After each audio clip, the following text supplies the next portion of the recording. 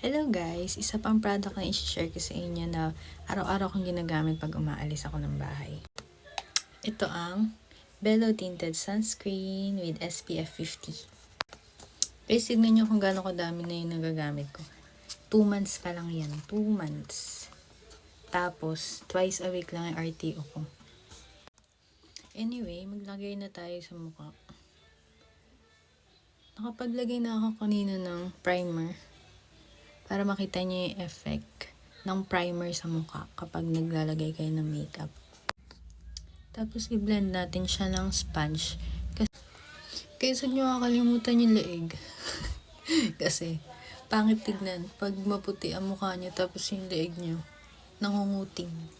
Ayan, tignan nyo parang may foundation kahit tinted sunscreen lang ang nilagay. Maglagay tayo ng lipstick kasi mukha tayong patay.